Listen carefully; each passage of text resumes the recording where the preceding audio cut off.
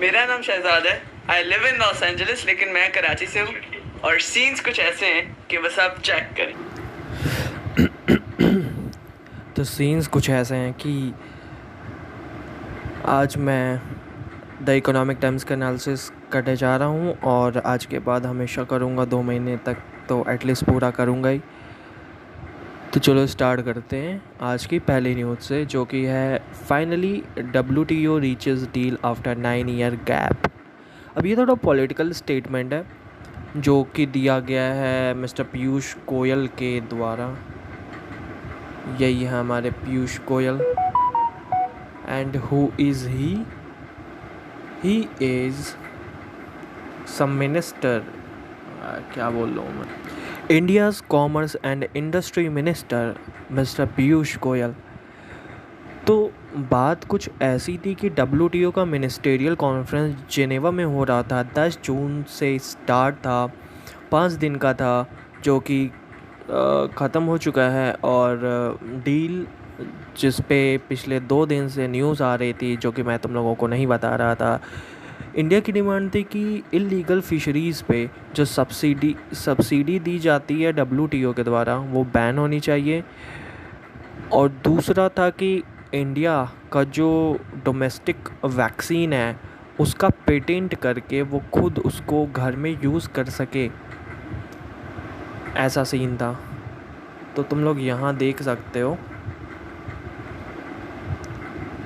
India's trips proposal vaccines accepted can produce patented vaccines for domestic use and export to poor nations to get vaccine access at affordable rates। Patent के बाद भी, क्योंकि तुम लोगों को पता होगा कि पेटेंट मिलने के बाद कोई भी मेडिसिनल और फार्मा से रिलेटेड कोई भी पेटेंट होता है तो अगले 20 साल के लिए उसे यूज़ करने की छूट दे दी जाती है कि तुम अपने हिसाब से अपने प्राइस पे तुम प्राइस रेट सेट कर सकते हो। आई एम सॉरी, क्या बोलो।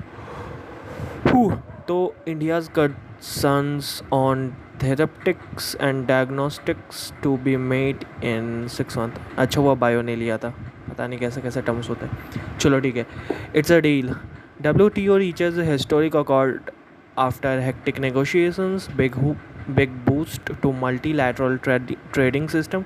अब तुम में से अगर किसी को नहीं पता हो कि मल्टीलैटरल ट्रेडिंग सिस्टम क्या होता है, तो मैं बताता हूँ तुम लोगों को क्या होता है।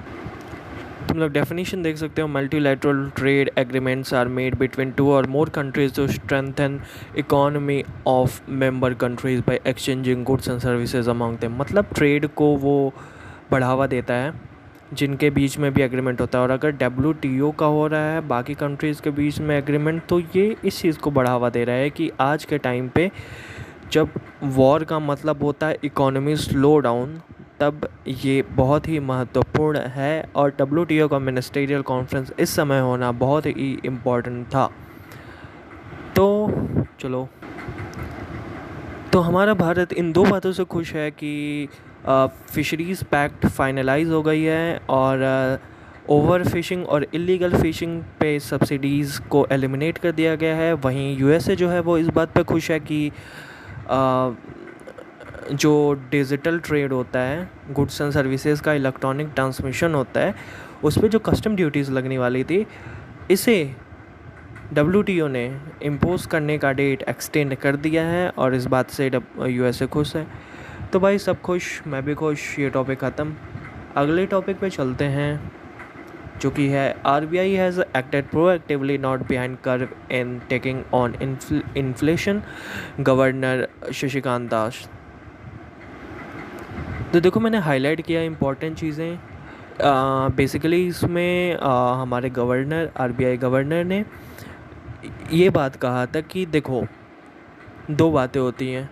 जब तुम्हें पता है कि इकोनॉमी स्लो डाउन होने वाला है वॉर की वजह से, तो तुम अचानक से बस इतना ज़्यादा रेट हाइक कर दो कि और ये सोचो कि इन्फ्लेशन पूरी तरीके से कंट्रोल में आएगा और वो 4% ही रहेगा, जो कि अभी 7 से ऊपर जा चुका है।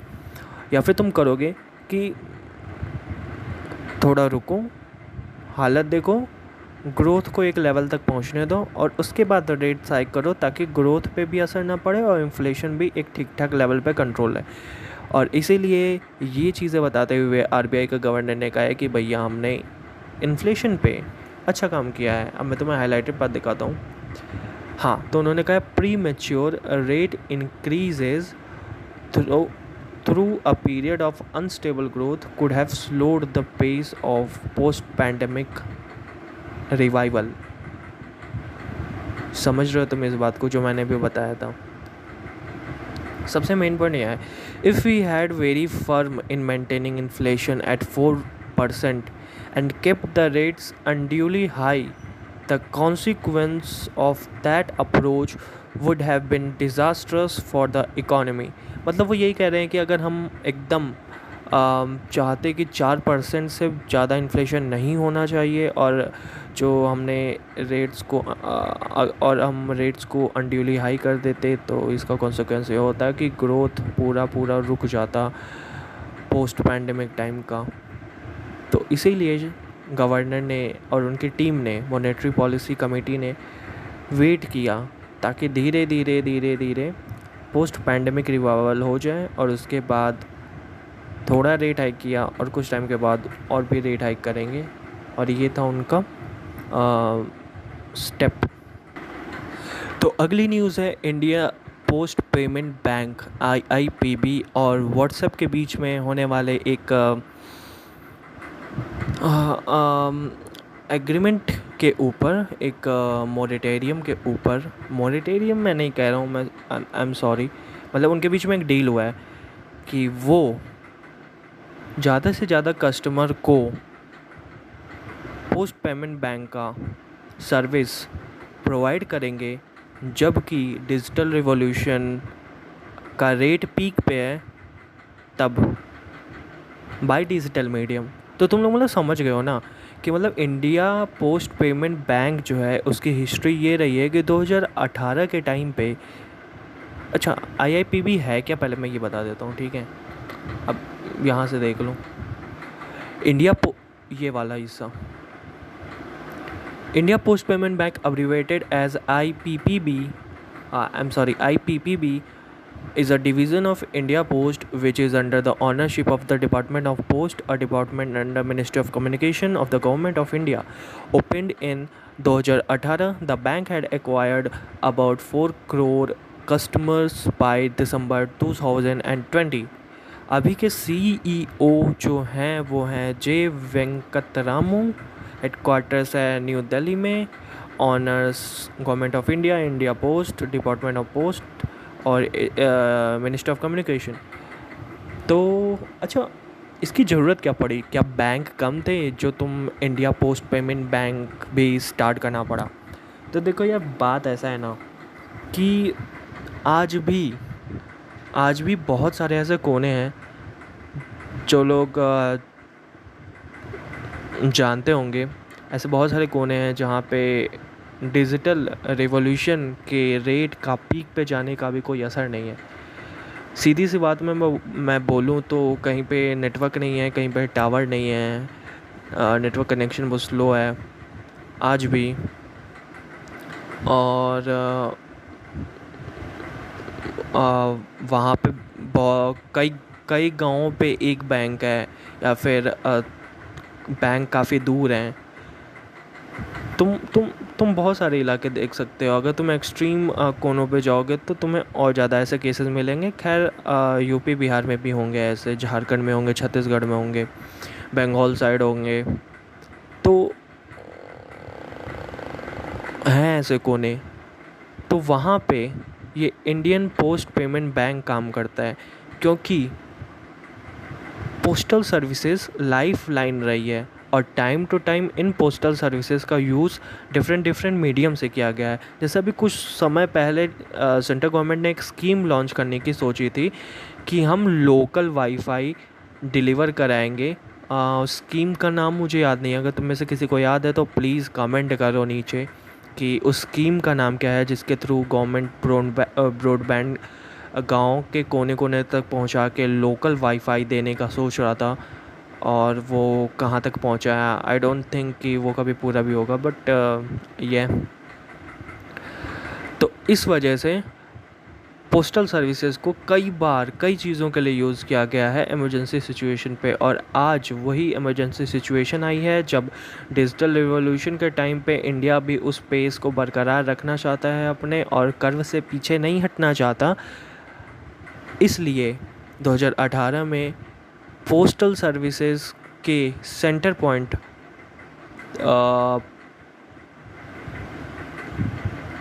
पॉइंट पोस्ट ऑफिसेस को बैंक की तरह यूज़ किया जाने लगा, और इस सर्विस का स्टार्ट 2018 में हुआ।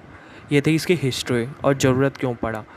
तो बस अब क्योंकि डिजिटल रिवॉल्यूशन के साथ पेस अप करना है, तो इन्होंने क्या किया कि जिसका सबसे ज़्यादा कमांड है कंज्यूमर्स पे, कस्टमर्स पे, वो है सोशल सर्विस व्हाट्सएप। तो वो उसके साथ टाई अप करके इन डिजिटल सेवाओं का लाभ उन्हें उठवाना चाहती है। अभी देखो स्टार्टिंग में क्या होगा ना कि अभी एक पायलट फेज़ चलेगा जिसमें वो ट्राई करेंगे, ट्रायल फेज़ को ही पायलट फेज़ कहते हैं। 60 दिन का एक पायलट फेज़ चलेगा, और इस प्रोजेक्ट में वो क्या करेंगे कि कुछ चुने हुए कस्टमर्स को बैलेंस रिक्वायर कुछ स्कीम के लाभ उठाने देंगे। जैसे तुम न्यू पेमेंट बैंक अकाउंट खोल सकते हो और उसमें बैलेंस की इंक्वायरी कर सकते हो, कितना बैलेंस है कितना नहीं है। अपने पिन चेंज कर सकते हो, रिकरिंग या फिक्स डिपॉजिट ओपन कर सकते हो, 5 मंथली या क्वार्टरली बैंक स्टेटमेंट देख सकते हो। ठीक है, तो ये सारी स्कीम्स उन्हें प्रोवाइड करेगा। और जो सेकंड हेडिंग है ना यहाँ पे, likely services in case of tie up with India POs, तो अगर ये पायलट प्रोजेक्ट सफल होता है तो फिर वो अगला कुछ स्कीम देंगे, जैसे opening of salary saving and current accounts, और बुकिंग कुरियर पैकेजेस हो जाएगा, disbursal of salary at doorstep following request via WhatsApp. तो ये सारी सर्विसेज वो प्रोवाइड करेंगे। तो इन दोनों के मिक्स होने का तुम्हें मतलब लाभ समझ में आ गया होगा। एक तरफ जहाँ IPPB का जो रीच है वो कोने कोने तक है, और वहीं फिज़िकली टेंजिबली कोने कोने तक है। अब वहीं व्हाट्सएप का भी धीरे धीरे ही सही लेकिन हर कोने पे हो रहा है। तो जब इन दोनों को मैच कर दोगे तो भारत एक्चुअल में डिजिटल रिवॉल्यूशन की तरफ बढ़ेगा। हालांकि इस पे ये सवाल उठ सकता है, व्हाट्सएप के सिक्योरिटी फीचर्स पे काफ़ी बार क्वेश्चंस उठे हैं, डाटा प्राइवेसी पे कई बार क्वेश्चन उठे हैं। तो ये देखा जाना है कि इसका आगे क्या होता है। खैर चलो, ये न्यूज़ यहीं पे ख़त्म होता है। आज मैं कुछ ज़्यादा ही टाइम ले रहा हूँ, थोड़ा पेस अप करता हूँ। तो यार देखो, अगला न्यूज़ है USO से रिलेटेड। देखो 2019 में एक गाइडलाइन जारी हुआ था जिसे यूनिवर्सल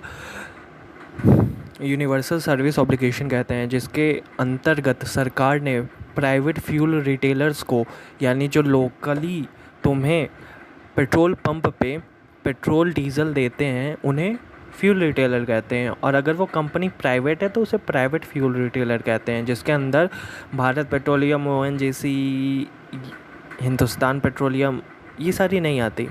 जो आती हैं मेन वो हैं Reliance industry, BP, Bharat petroleum, Shell, Rosneft back Naira.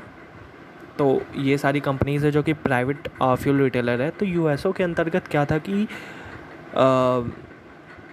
Service obligation यानी डिमांड के हिसाब से जो तुम्हारा सप्लाई है वो बना रहे किसी भी टाइम पे कस्टमर्स के लिए रीज़नेबल प्राइस पे। इसे अवेल करवाने के लिए USO गाइडलाइंस दी गई थी प्राइवेट फ्यूल रिटेलर्स को।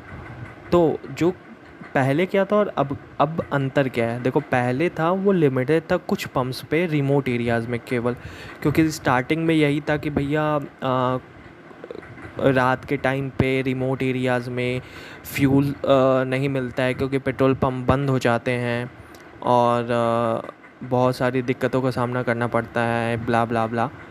तो इस वजह से वो लिमिटेड था। लेकिन अब ये हर आउटलेट के लिए मैंडेट कर दिया गया है कि प्राइवेट फ्यूल रिटेलर्स को अपना स्टॉक पंप अप किए रहना पड़ेगा, ताकि उनके रेट रीज़नेबल रहें, वो रीज़नेबल टाइम पे रीज़नेबल सप्लाई दे पाएँ।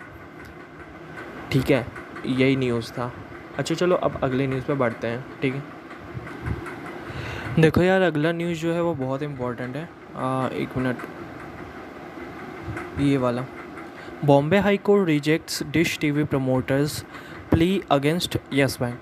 देखो ये पूरा जो मामला है ना, उसका मैं बैकग्राउंड बताता हूँ। बात स्टार्ट हुई थी डिश टीवी जी मीडिया के जो ऑनर है ना, वो हैं सुभाष चंद्रा। और बात यहाँ से स्टार्ट हुई कि जब प्री कोविड टाइम से ही, जब फ़ोन जियो के 2016 में आने के बाद से टीवी का यूज़ धीरे धीरे कम हो रहा था, तो डिश टीवी की जो नेट प्रॉफिट थे, जो उसका मार्केट कैपिटल था, वो भी घट रहा था। अब सुभाष चंद्रा को का जो नेट प्रॉफिट था वो जी मीडिया से आने लगा। लेकिन जब सुभाष चंद्रा ने ये सोचा कि मुझे पैसे इन्वेस्ट करने हैं पोर्ट ऑपरेशन और सीमेंट मैन्युफैक्चरिंग इस टाइप में, तो उन्होंने एसएल इंफ्रा नाम की एक प्राइवेट एंटरप्राइज़ खोली और उसके लिए फ़ंड रेज़ किए। इसके लिए उन्होंने अपने डिफरेंट जो उनके जितने भी कंपनीज़ ऑर्गेनाइजेशन के उनके पास स्टेक थे, उन्होंने उसे गिरवी रखना स्टार्ट किया। तो जो ये वाला मामला है, इसमें उन्होंने यस बैंक के पास 24.9% शेयर गिरवी रखे थे। और अब जब यस बैंक उसे वापस यस बैंक जब उसे क्लेम कर रही है, तो सुभाष चंद्रा ने अपने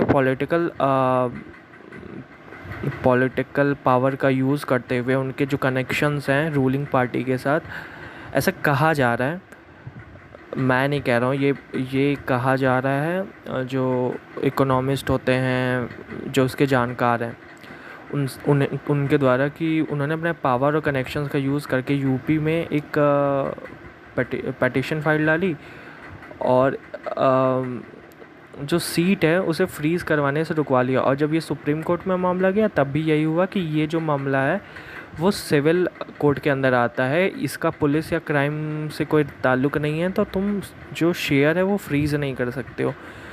लेकिन बाद में जाके जब ये बॉम्बे हाई कोर्ट में मामला गया, तो बॉम्बे हाई कोर्ट ने साफ साफ इस पिटिशन को रिजेक्ट कर दिया। डिश टीवी का जो प्ली था कि यहाँ पे तुम देखोगे लिखा होगा एड इंटरिम, हाँ यहाँ पे Justice A.K. Menon rejected the petition as ad interim relief, seeking to restrain Catalyst Trusteeship and Yes Bank। तो Catalyst Trusteeship और Yes Bank ये दोनों प्राइवेट एंटरप्राइजेज हैं। जो कैटलिस्ट ट्रस्टीशिप है वो सिक्योरिटी ट्रस्टी है। देखो सिक्योरिटी ट्रस्टी क्या होता है, जब यस बैंक एक बार खतरे में पड़ा था, तुम जानते होगे, तो उस समय एसबीआई ने 49% स्टेक खरीदा था, और बाकी के जो स्टेक थे वो डिफरेंट प्राइवेट बैंक्स ने और कुछ सिक्योरिटी ट्रस्टी जैसे कैटलिस्ट ट्रस्टीशिप ने पैसे लगा के उस प्राइवेट इंडस्ट्री को डूबने से बचाया था। तो एक तरीके से तुम ये कह सकते हो कि इनडायरेक्टली ये तुम्हारा ही पैसा फंस रहा है और ये तुम्हारे से रिलेटेड इन्फॉर्मेशन है, क्योंकि अगर यस बैंक जो 25% का शेयर क्लेम कर रहा है, वो पैसा जिसमें 49% स्टेक एसबीआई का है, और एसबीआई जिसमें तुम्हारा पैसा जाता है, जिसमें पीपल का पैसा जाता है, वो कहीं ना कहीं रुका हुआ है इस पॉलिटिकल इंटरफेरेंस की वजह से। तो बॉम्बे हाई कोर्ट ने सीधे इस प्ली को रिजेक्ट कर दिया। तुम्हें पता है बॉम्बे में बीजेपी रूलिंग पार्टी नहीं है, और ये मैं नहीं कर रहा हूँ, ये बार मैं कह रहा हूँ यार, मुझे तुम जानते हो ऐसा न्यूट्रल रहना चाहिए। तो जानकार जो हैं वो ये कह रहे हैं कि पॉलिटिकल इंटरवेंशन की वजह से ये पैसे फंसे हुए हैं, और ये बहुत ही गलत बात है। तो ये पूरा मामला है कि Bombay high court rejects dish TV promoters plea against yes bank. अब तुम्हें समझ में आ गया होगा कि ये सारा मामला क्या था। तो चलो जो बाकी के 3 न्यूज़ है मैं 1 मिनट के अंदर तुम लोगों को सल्टा के देता हूँ। देखो ये सारी छोटी छोटी न्यूज़ हैं और उसको डिटेल करके समझाया गया है जिसका फाइनेंशियली कोई बैकग्राउंड नहीं है। तो जो सबसे पहले ये वाला है, DLF to invest 200 crore for expanding Delhi's Vasant Kunj mall in luxe posh. देखो क्या है ना कि ये जो इलाका है वो तुम में से सबको पता है भाई, दिल्ली वाले हैं, पता है कि ये साउथ अरे पता है कि ये साउथ में आता है ना, शायद सेंट्रल एंड साउथ दिल्ली में आता है। तो देखो DLF क्या है, एक रियल स्टेट प्राइवेट लिमिटेड है, ठीक है, जो कि रियल स्टेट में अपने पैसा लगाता है। तो वो क्या कर रहा है कि उसके जो मॉल है ना वो पहले से वेस्ट दिल्ली में थे, वसंत कुंज में थे, यहाँ पे लिखा हुआ है कहाँ पे थे, साकेत नगर में थे, चाणक्यपुरी में थे, वसंत कुंज में थे। तो वो क्या कर रहा है ना कि अपने प्रेजेंस को वेस्ट एंड साउथ दिल्ली में भी एक्सपेंड करना चाहता है, और तो इसलिए वो क्या कर रहा है कि 200 करोड़ अपना लगा रहा है वसंत कुंज में एक मॉल बनाने में। सिंपल सा है। अच्छा, अगला न्यूज़ है सिडको। देखो सिडको क्या है, सिडको अथॉरिटी है, उसका पूरा नाम है city and industrial development corporation CIDCO, जो कि महाराष्ट्र गवर्नमेंट के अंदर आता है। Maharashtra governments town planning and infrastructure development authority का नाम है सिडको। तो सिडको को जो है वो लाइन ऑफ क्रेडिट मिल गया है 5,000 करोड़ रुपए का। किस चीज़ के लिए? PM आवास योजना के लिए, ठीक है। अब इसमें से यहाँ पे थोड़ा सा इन्फॉर्मेशन दिया है कि 35% जो हाउस होंगे वो EWS कैटेगरी के होगा और जो 15% है वो लोअर इकोनॉमिक ग्रुप के लिए होगा। तो मेन बात ये था कि उसे SBI से लोन मिला, और ये बैंक वालों, ये तुम्हारे लिए इम्पॉर्टेंट है कि सिडको को 5,000 करोड़ रुपए का लोन लाइन ऑफ क्रेडिट दिया गया है। अब देखो ये वाला जो है ना कि Jio holds on to its active user base, तो तुम लोगों को पता होगा कि अभी जो प्राइस हाइक होने वाला है वो अलग बात है, लेकिन इससे पहले जो मार्च अप्रैल के टाइम पे प्राइस हाइक हुआ था उसके बाद से डेटा दिया हुआ है कि जो बाकी टेलकोज़ हैं, एयरटेल, वोडाफोन आइडिया उसमें अलग थे, शायद एक हो गए थे, शायद पता नहीं। तो इनके जो सब्सक्राइबर्स थे, एक्टिव सब्सक्राइबर्स में बहुत ज़्यादा ड्रॉप हुआ था टैरिफ हाइक के बाद, लेकिन जो जियो था उसने अपने बचा के रखे थे। तो लिखा है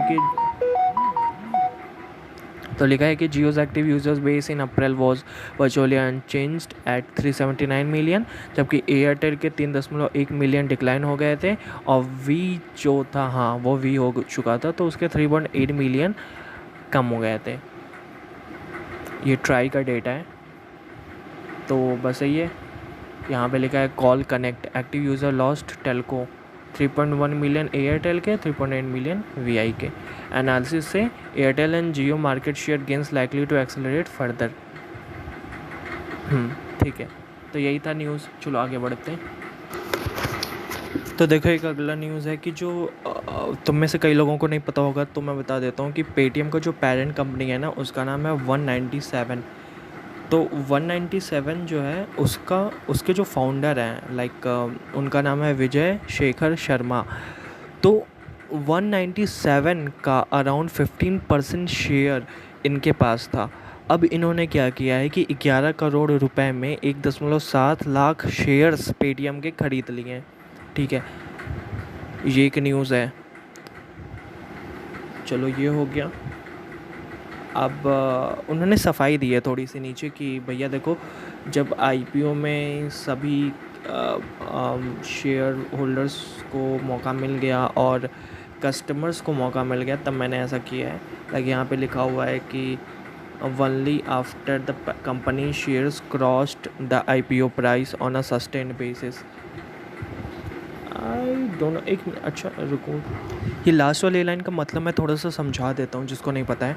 देखो यहाँ पे लिखा है after the company shares cross the IPO price and sustain basis, और एक चीज़ और लिखा है यहाँ पे कि Sharma had said that the employee stock option given to him would be vested to him.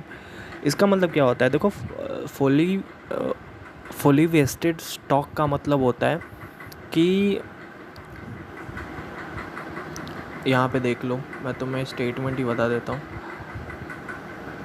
Whole lot of this vesting in the company will only be available to the employee after 4 years। अरे मैं क्या पढ़ रहा हूँ, ये रहा। Being fully vested means a person has rights to the full amount of सब benefit. देखो, वेस्टेड का मतलब बस इतना है कि चीज़ें नॉर्मल टर्म में समझ लो कि चीज़ें हो चुकी हैं, ख़त्म हो चुकी हैं। लाइक अगर देखो, जो फाउंडर थे उन्होंने इनिशियल पब्लिक ऑफरिंग यानी आईपीओ से पहले शेयर्स खरीदे होते, या फिर आईपीओ आईपीओ सेल होने के तुरंत बाद ऐसा ऐसा सिचुएशन रहता है कि उसके पास शेयर खरीदना बहुत रिस्की काम रहता है। मतलब अगर तुम उसके फाउंडर हो, तुम्हारे पास सारी इनिशियल इन्फॉर्मेशन है, तुम्हें पता है कि वो कितना ऊपर जा सकता है और कितना कम नीचे आ सकता है, तो तुम इससे बहुत ज़्यादा बेनिफिट ले सकते हो। अगर तुम तुरंत बाद, जब वो कुछ टाइम तक के लिए हाई रिस्क पे रहता है, तो तुम उसमें से शेयर खरीद के अपने लिए फ़ायदा कमा सकते हो। तो ये करप्शन का एक सिंबल है। बट इन्होंने कहा है कि भाई, जब इनिशियल पब्लिक ऑफरिंग कर दी गई, वो फुली वेस्टेड हो गई, यानी जो हम शेयर होल्डर्स हैं उनको पूरा बेनिफिट मिलेगा। यानी तब जब प्राइस सस्टेंड हो गया था, स्टेबल हो गया था, उसके बाद मैंने ख़रीदा। जिस तरीके से कोई और ख़रीदता वैसे मैंने भी ख़रीदा। तो मैंने मतलब मैंने कोई करप्शन नहीं किया। इस छोटे से चीज़ का ये मतलब था। अच्छा, अब चलो आगे चलते हैं। ये वाली न्यूज़ देखो, फैन क्लैश। ये एक इंडियन ई स्पोर्ट फैंटेसी स्टार्टअप है जिसने अभी अभी 40 मिलियन का फंड रेज़ किया है। किससे किससे किया है यहाँ पे लिखा हुआ है। हमने कुछ दिनों पहले सिक्योवा कैपिटल इंडिया की बात की थी, जो अपना 2 बिलियन डॉलर इन्वेस्ट करने वाला है अकेले इंडिया में। वो Falcon Edge, Info Edge India और मैटिक नेटवर्क्स, इनसे इसने मिला के 40 मिलियन डॉलर फंड रेज़ किया है। इसका गोल क्या है? देखो, सबको पता है कि ई स्पोर्ट 2025 तक 3 गुना होने वाला है, और भारत में अकेले इसका नंबर 100 मिलियन इस समय है, और ये 20% CAGR के रेट से बढ़ रहा है। ठीक है, तो जो फैन क्लैश है ना, वो चाहता है कि अपने आप को वो एक्सपेंड करे ग्लोबली, क्योंकि there are 500 million crore esports viewers globally. तो अपने फ़ंड को वो उधर ही रेज़ करना चाहता है, और इसी के बारे में है। तो उसने जो फ़ंड रेज़ किया है 40 मिलियन इन कंपनी से, इसी पे न्यूज़ है। अब चलो मैं इस पेज को समराइज़ करता हूँ। सबसे पहले यहाँ पे हम लोग देखते हैं कि जो मूडी है ना, मूडी एक इंटरनेशनल रेटिंग कंपनी है। तो इसने ICICI बैंक और एक्सिस बैंक का क्रेडिट असेसमेंट किया, और इसने जो द कोर इक्विटी टायर 1 होता है, ये क्या होता है?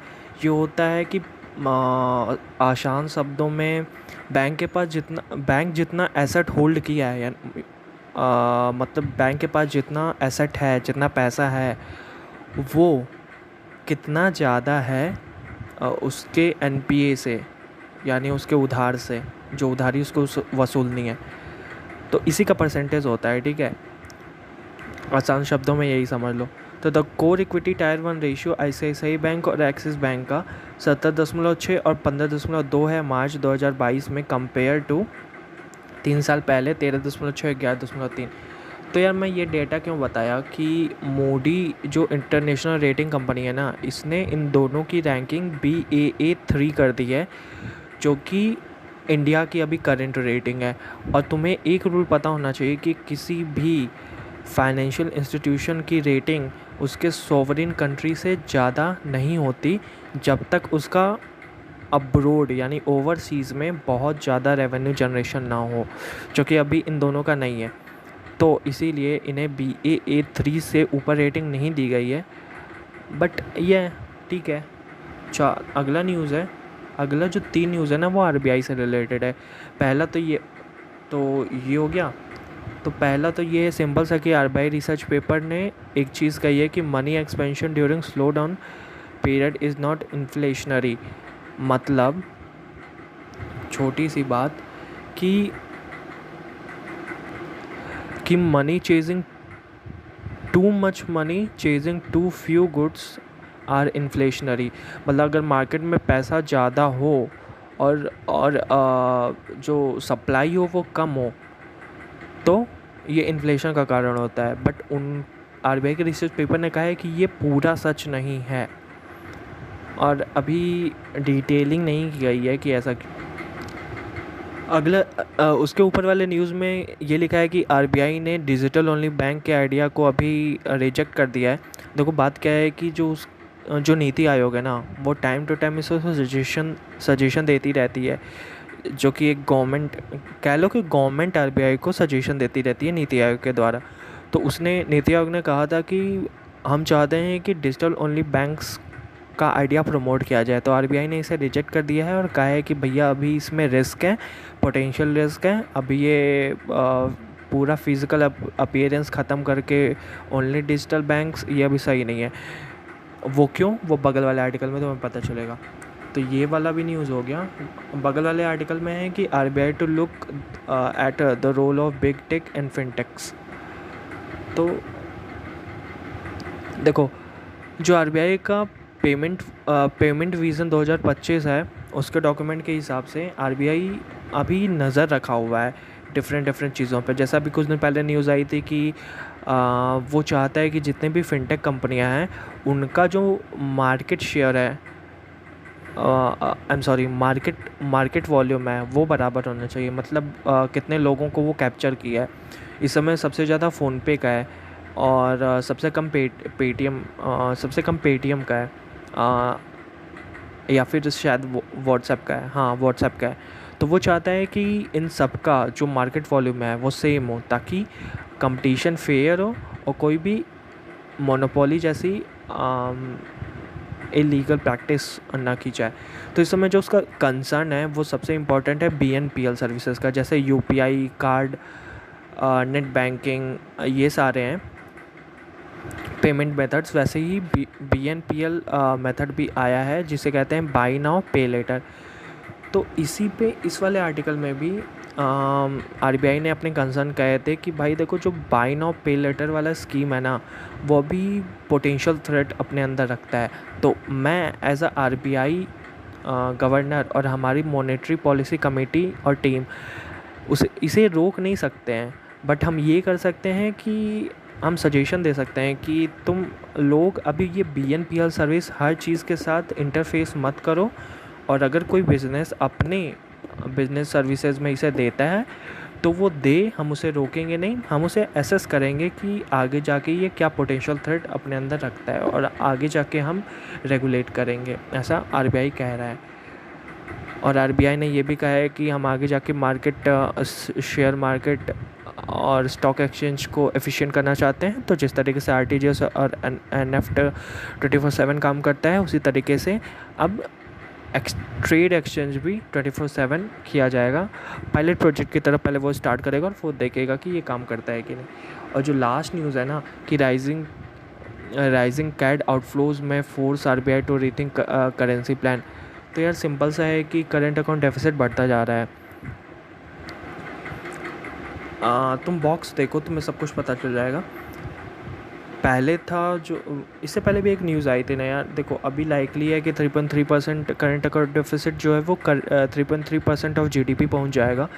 और आगे आने वाले टाइम में जो फॉरेक्स रिजर्व है वो $30 बिलियन तक कम हो सकता है। ये सब चीज़ को देखते हुए आरबीआई को लग रहा है कि जो मॉनेटरी पॉलिसी है उसको और टाइटनिंग करनी चाहिए। जबकि ऊपर वाले आर्टिकल्स में तुमने देखा होगा कि आरबीआई ये सोच रहा है कि अभी हम थोड़ा रुकते हैं, पोस्ट पैंडेमिक अगले वेव आने से पहले ये जो पोस्ट पैंडेमिक रिकवरी है उसे हो जाने देते हैं और उसके बाद मॉनेटरी पॉलिसी टाइटनिंग करेंगे। लेकिन इसके हिसाब से इसके ऊपर प्रेशर पड़ रहा है, बस यही इस आर्टिकल में समझाया है। अच्छा, तो ये लास्ट पेज है, तो इसके पहले न्यूज़ से स्टार्ट करते हैं। सेंटर ये वाला centre okay demerger of core and non core assets of BEML. देखो जो बीईएमएल है ना वो इक्विपमेंट मेकिंग कंपनी थी। और वो इक्विपमेंट किस चीज़ के लिए बनाती थी? वो इक्विपमेंट बनाती थी माइनिंग एंड कंस्ट्रक्शन के लिए, डिफेंस एंड एरोस्पेस के लिए, रेल मेट्रो के लिए। के लिए जो सप्लाई प्रोडक्ट्स होते हैं और कोल इंडिया के लिए, तो वो सारे इक्विपमेंट वो बनाती थी। तो गवर्नमेंट ने अपना जो 65,000 करोड़ का टारगेट है डी इन्वेस्टमेंट का इस करेंट फिस्कल ईयर के लिए, तो वो चाहती है कि BEML और शिपिंग कॉरपोरेशन ऑफ इंडिया है उसका डी इन्वेस्टमेंट हो जाए मार्च 2023 तक। तो गवर्नमेंट चाहती है कि वो BEML का 26% स्टेक बेच दे, और इसी के लिए वो इसके डीमर्जर की तैयारी कर रही है ताकि जल्दी से जल्दी कोर और नौ कोर एसेट जो हैं BEML के वो जल्दी से जल्दी सेल हो जाए। ठीक है, तो ये हमारा ये वाला न्यूज़ था। अगला न्यूज़ है ये वाला, finance minister to review state run banks bad loans over 100 कर। इस वाले न्यूज़ में बस इतना है कि जो फाइनेंस मिनिस्टर हैं वो जितने भी PSB हैं ना उनकी क्या कह सकते हो तुम, ग्रोथ को चेक करेगा एक तरीके से कि करंट ईयर में उनका फाइनेंशियल इंक्लूजन कितना रहा, और जो स्कीम थी आत्मनिर्भर भारत और किसान क्रेडिट कार्ड उसके सैचुरेशन ड्राइव के डेटा भी शेयर किए जाएंगे। और ये भी बताया गया है कि बैंकों को बोला जाएगा कि अपने परफॉर्मेंस को एफिशिएंट बनाओ और स्पेसिफिक अपॉर्चुनिटी पे अपना फोकस करो, जैसे आने वाला टाइम में जैसा ग्रीन एनर्जी है उस पर ज़्यादा फोकस करो। और तो ये PSB मंथन 2022 में बैंकों से ये बोला गया था कि तुम 3 ईयर का रोड मैप बनाओ और अपनी कम्पिटिटिवनेस और परफॉर्मेंस को इम्प्रूव करो और स्पेसिफिक बिजनेस सेक्टर जैसे ग्रीन एनर्जी पे फोकस करो। गौरतलब है कि बैंक्स ने जो अपना नेट प्रॉफिट रिकॉर्ड करवाया था वो हो गया है 31,820 करोड़ रुपए, जो कि डेटा इम्पॉर्टेंट है बैंक वाले घोड़ों के लिए जो तैयारी कर रहे हैं। तो ये हो गया है जो कि जस्ट डबल है। ठीक है, देखो यार, क्योंकि मैंने पढ़ के ही समझा है सब कुछ, तो जो टैक्स से रिलेटेड न्यूज़ होती है ना वो मुझे समझ नहीं आती। तो जो मेन पेज नंबर 1 पे GST से रिलेटेड एक न्यूज़ है लेफ़्ट बॉटम में, और एक ये वाला जो न्यूज़ है advance tax mop up for FY23 rises 33%, ये मुझे तनिक भी नहीं समझ में आता। तो अच्छा ये रहेगा कि अगर तुम लोग टेलीग्राम ग्रुप पे ही मैसेज करके सर से पूछ लो। तो आई एम सॉरी, मैं टैक्स से रिलेटेड इन्फॉर्मेशन नहीं बता पाऊँगा क्योंकि मुझे पता नहीं है। अच्छा, ये वाला एक लास्ट न्यूज़ है, उसे कवर करते हैं। Centre states must pay as a team, ये तो पॉलिटिकल न्यूज़ है। अच्छा, कुछ बचा है? हाँ, ये बचा है। रेलवेज बिडिंग रूल्स में factor in social development impact, ये वाला न्यूज़। चलो इसे पढ़ते हैं।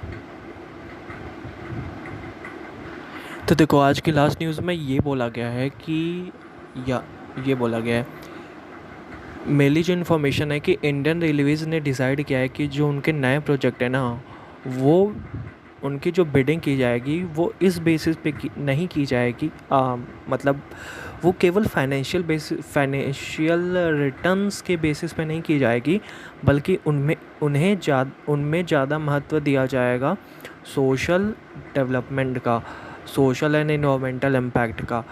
तो गौरतलब है कि अब मैंने जो पीले से देखो ये वाला था, ये पहले वाले जो पैरे के अंदर जो दिया हुआ है ना, सॉरी मैं ज़्यादा ही अटर कर रहा हूँ। अच्छा, पहले वाले पैरे में मैंने यही बोला कि इंडियन रेलवेज़ ने डिसाइड किया है कि वो financial return based assessment of bids से स्विच करके मोर कॉम्प्रिहेंसिव अप्रोच की तरफ जाएंगे, जिसमें सोशल डेवलपमेंट का इम्पैक्ट ज़्यादा होगा। तो ऑफिशियल्स ने ये प्रीवी किया है कि official Privi to the radical shift in bidding norms and said modified economic internal railway of return will enable the railways to gauge economic, social and development aspect of project। ठीक है, तो मतलब ये एक नया टाइप का प्रोजेक्ट है जिसमें वो लोग केवल फाइनेंशियल रिटर्न्स के बारे में नहीं सोचेंगे बल्कि सोशल इम्पैक्ट और इन्वायरमेंटल इम्पैक्ट के बारे में देखेंगे। The change was prompted by a growing view within the government that an assessment based purely on the financial rate of return was inadequate and social and development needs of a region and its people also needed to take care in account। ठीक है, तो तुम समझ गए होगे इसका मतलब। अच्छा, इसका जो रीसेंट एग्जांपल है ना, वो है RRTS, जो कि NCR में चल रहा है अपने। RRTS क्या है? रीजनल रैपिड ट्रांजिट सिस्टम, जिसमें ये न्यू पैसेंजर रेलवे प्रोजेक्ट है। इसमें क्या किया जा रहा है ना कि भले फाइनेंशियल वायबिलिटी कम है, रिटर्न्स बहुत कम मिलेंगे, लेकिन बहुत ही ज़्यादा स्ट्रॉन्ग पॉजिटिव इम्पैक्ट है पीपल के अंदर और सराउंडिंग एरिया के अंदर। तो चेंजिंग ट्रैक का मतलब यही है कि अब रेलवे बदल रहा है। अब वो बस धड़ल्ले से कहीं भी कुछ भी बना दे बिना किसी के ध्यान रखे, ज़्यादा से ज़्यादा फाइनेंशियल रिटर्न्स को ध्यान में रखते हुए ऐसा नहीं करेगा, बल्कि वो इस तरीके का काम करेगा। अच्छा, इस न्यू अप्रोच में क्या क्या क्या एक्सक्लूड किया जाएगा? देखो, टैक्स, सब्सिडी, फालतू। देखो, मैं तुम्हें बताता हूँ, फाइनेंशियल नॉलेज अगर तुम रखते हो तो तुमको पता होगा कि ये जो इंसेंटिव और सब्सिडी होता है ना, ये सबसे बड़ा दुश्मन है। ये फ्री की इलेक्ट्रिसिटी, ये फ्री का मेट्रो टिकट, ये फ्री का बस सेवा, ये फ्री की बिजली, फ्री का पानी, जो भी तुम्हें फ्री का मिल रहा है, मतलब वो तुम्हारे लिए एक जहर है। मैं तुम बोलोगे तो मैं इसके बारे में बताऊँगा। मुझे नहीं लगता किसी को मुझसे जानने की ज़रूरत है। तुम यूट्यूब पे सर्च करना, अभी सोच भाई मोहक मंगल के द्वारा नो फ्री इलेक्ट्रिसिटी का एक वीडियो आया था रिसेंट, और ये एक ट्रेंडिंग टॉपिक है, सबको पता है। तो वो लोग ये सब एक्सक्लूड करेंगे और travel time, operating cost save करने पे फोकस करेंगे, रेड्यूसिंग पॉल्यूशन और रोड स्ट्रेस को कम करने पे ध्यान दिया जाएगा। तो यही था कि रेलवेज वेटिंग रूल्स में factor in social development impact, not financial return. तो हो गया तुम्हारा न्यूज़। और यार, हो गई आज की न्यूज़ ख़त्म। थोड़ा टाइम ज़्यादा लग गया, बट हो गया।